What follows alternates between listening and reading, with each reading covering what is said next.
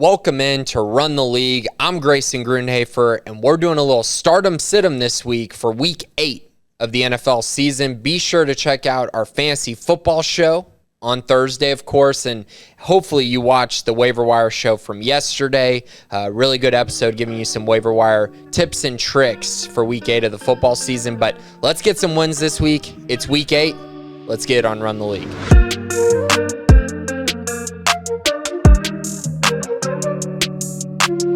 All right.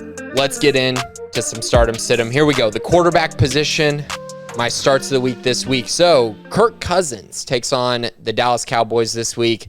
Coming off of a bye, both teams are. This should be a really fun matchup. I think a lot of points will be scored. So, of course, love Dak Prescott this week. Love, all the top 8 guys, typically top 8 to 10 guys. But if you're looking for deeper, kind of more hidden options, I think Kirk Cousins really is going to be very effective. I think the Cowboys are going to score a lot of points, but I also think the Vikings are going to score a lot of points. And Adam Thielen and, of course, Justin Jefferson, when you have those two weapons out there, it's going to be hard for the Cowboys to, I think, keep up with both of them. They might be able to slow down one of them, but it's just so hard to slow down both. And so I think Kirk Cousins will have a really nice day.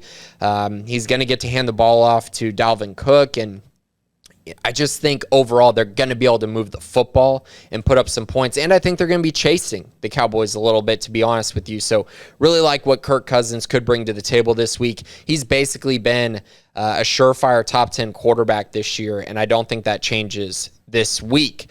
My other guy that I really like this week, and I kind of like both quarterbacks in this matchup, to be honest, but Carson Wentz versus the Titans and Ryan Tannehill versus the Colts.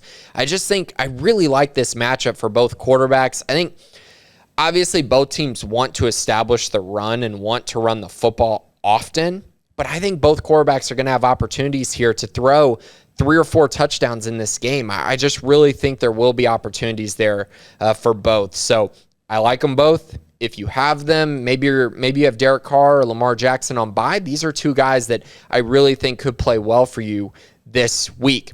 My start of the week at the quarterback position, though, is Mr. Jalen Hurts. Yeah, Jalen Hurts, a lot of people have been criticizing him because, he hasn't looked good on the field, or, he's not a good quarterback. But I just don't know if that's true. Now, I know they've been playing from behind a lot. I know he's been putting up empty calories at the end of the game where it's just garbage time. And I understand that. But he's competed, in my opinion, for the Eagles. They've been in some close games, whether they were down by double digits at one point or not.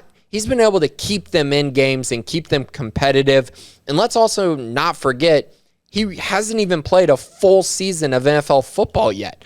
Between the few starts he had last year and what he's done this year through 7 games, I do see a quarterback that has gotten better and that can be very relevant as a real-life quarterback and as a fantasy quarterback. And when you have finishes this year of 6, 10, 10, 4, 7, 5, and 6, that's amazing.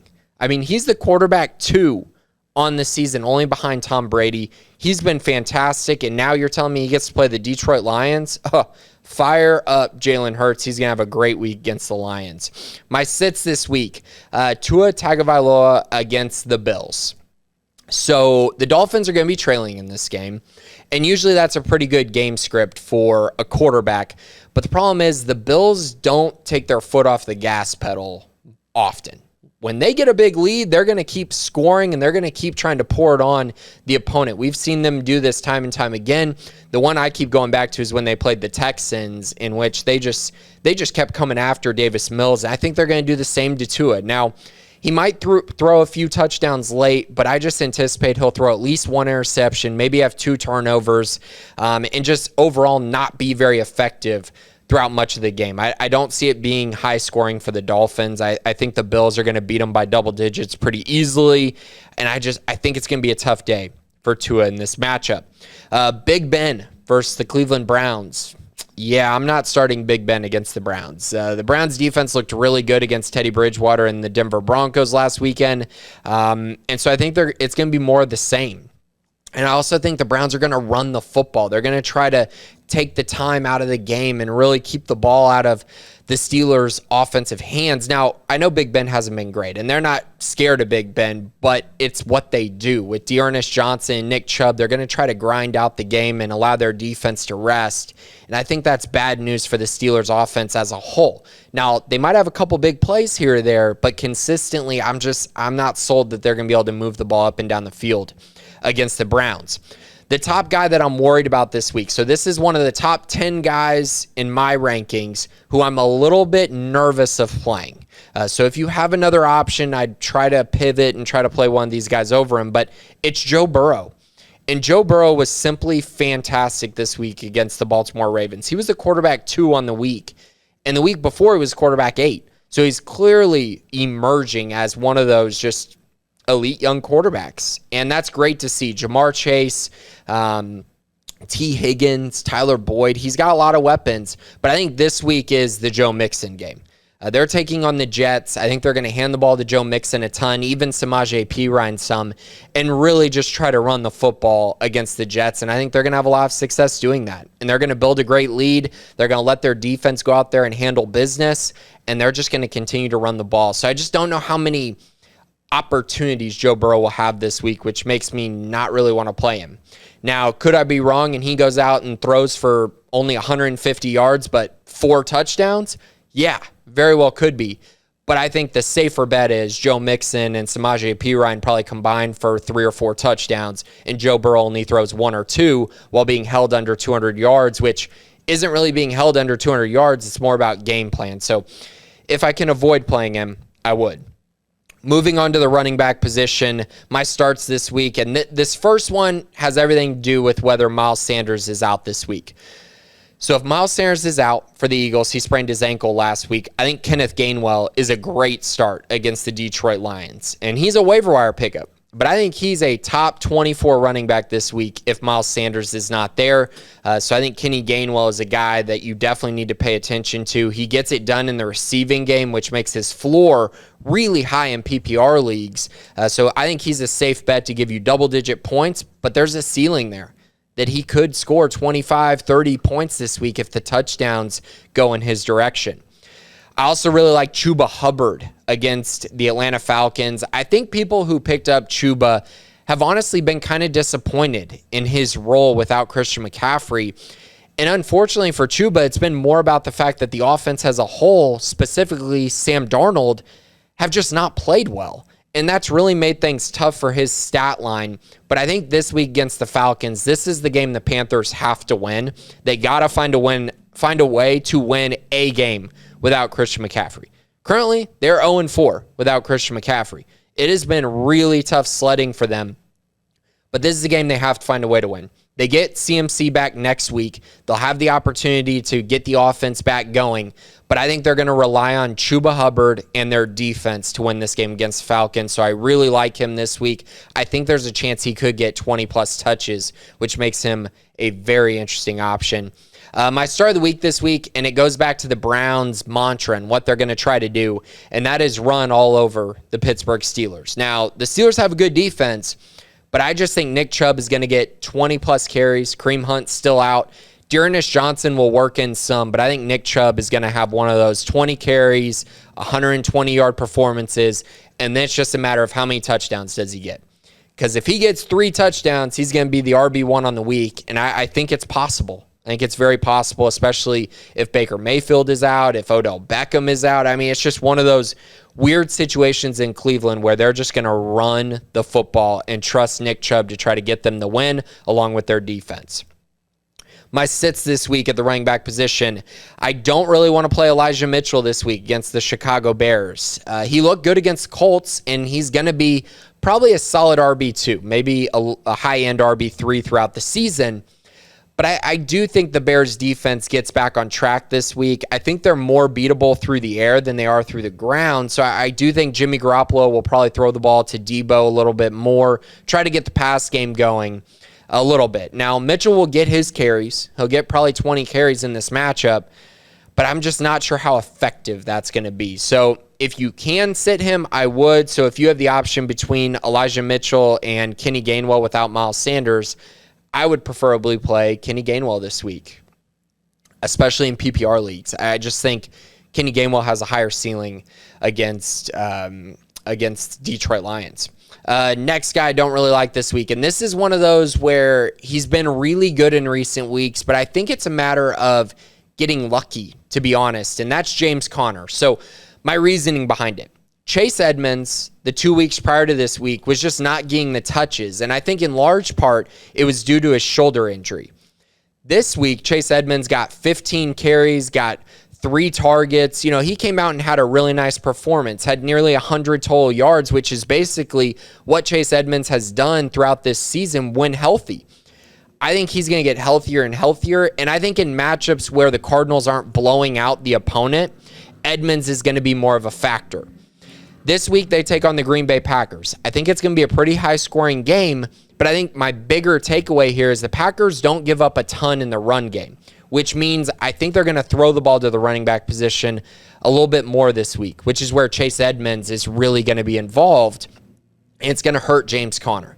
Now, Conner could still fall into the end zone, of course. That could happen every week because they use him so much in the red zone, but I like Chase Edmonds more this week. I think it's a better matchup for him, so I would sit James Conner if I can. If you have the ability to, I would sit him. If you can pivot to one of those better wide receiving options, such as, hey, how about Darius Slayton? If all 3 of the Giants wide receivers are out, I'd play Darius Slayton over James Conner this week. Top guy that I'm worried about, a top 10 guy that I'm a little concerned and might pivot away from, Leonard Fournette, the running back for the Tampa Bay Buccaneers. He's had an incredible season, and he's a guy that you pretty much start every single week, and you just kind of let him start in your lineup because he's been so productive. But he takes on the Saints this week, and I'm a little concerned about that matchup for him. The Saints are pretty good against running football teams, and I think the Buccaneers have the ability, and this is just one of those situations where I think the Bucs are going to come out and they're going to throw the ball all over the place, and that's something they're very capable of. So while Fournette will probably get 15 touches, I just don't know how productive he's going to be with those touches. I can see kind of similar to last week where it's the Mike Evans, Chris Godwin, Antonio Brown show with Tom Brady, and maybe Fournette is kind of the forgotten piece this week. You're going to play him, but if you have the ability to switch, or if you're, or I'm basically just saying caution, buyer beware of Leonard Fournette this week. Moving on to the wide receiver position, how about Adam Thielen against the Cowboys? I talked about liking his quarterback this week, Kirk Cousins. I think Adam Thielen is poised to have a really big game against the Cowboys. Trevon Diggs is going to be probably covering Justin Jefferson more so in this matchup. So therefore, I think Adam Thielen has a great opportunity to have a big game, probably a 2-touchdown performance against the Cowboys this week. Now, I mentioned I didn't like Big Ben because I don't think Big Ben is going to consistently perform well against the Browns. But I kind of like Chase Claypool this week. Now, Deontay Johnson has been the target hog, and Johnson's probably going to have 8 targets this week, maybe even more than that, and be fantasy relevant. But I think Chase Claypool will find the end zone this week. I think he'll hit on a couple deep plays and really give you the production you've been waiting for once Juju went out. I think Claypool's a pretty nice play this week. And then finally, another kind of 2-guy thing right here because they're in the same matchup. Michael Pittman versus the Tennessee Titans and A.J. Brown versus the Colts. I don't need to explain much on A.J. Brown. He's been awesome since coming back from injury. He seems to be past that food poisoning thing that he had going on with him last week, and he's a surefire wide receiver 1 right now. He's playing great. Julio Jones has not looked like Julio Jones, and as long as that continues to happen, A.J. Brown's going to be awesome for the Titans offense. And then, of course, Michael Pittman, who's really turned into wide receiver 1 for the Colts. And with T.Y. Hilton maybe out, and even if T.Y. Hilton's going to play, I just think Pittman is the target hog in this offense. And a lot of people see the stat line that, he didn't have a great performance. I think he had 3 for 70 until he caught that last 30-yard touchdown that really gave him that monstrous week that he had. But what people kind of forget about is that he also got pass interfered with twice in the end zone. One of them was probably for like 40 yards and a touchdown. The other was for 30 yards and a touchdown. So he gave them the ball basically because he drew these pass interferences inside the 2-yard line twice. So he really was more productive than even his stat line showed. He was very, very good against the 49ers in a torrential downpour. So now imagine what he's going to do when the weather's nice and you're playing a division opponent. I think Michael Pittman's due for at least 10 targets this week, which is a high number, I'll admit, but I think there's going to be opportunities for him for the Colts this week. My sits this week at the wide receiver position, Allen Robinson and Darnell Mooney. I will not be starting either of them for the foreseeable future until I see something not only from the Bears offense, but from Justin Fields, because frankly, he has really struggled in all of his starts. I don't think that's very debatable. And because of that, it just makes everyone in this offense completely irrelevant except for the running back position, because all the Bears want to do right now is hand the ball off even when they're down by 35 points. It makes no sense. And I that's all I can say about it. You can't trust those guys. And really this week for me, my sits are all about you just can't trust these guys. So there's two of them. Two of the guys that I can't trust, Allen Robinson, Darnell Mooney. The other two guys I can't trust, and I don't care what the matchup even looks like, is Odell Beckham Jr. and Brandon Ayuk. Not playing either of them. Staying away from both. Honestly, I think a lot of people are dropping Brandon Ayuk this week because he's just been so bad, and it's clear that there's just no trust in him at all. Ayuk takes on the Bears. Don't play him. Odell Beckham Jr. takes on the Steelers. Again, don't play him.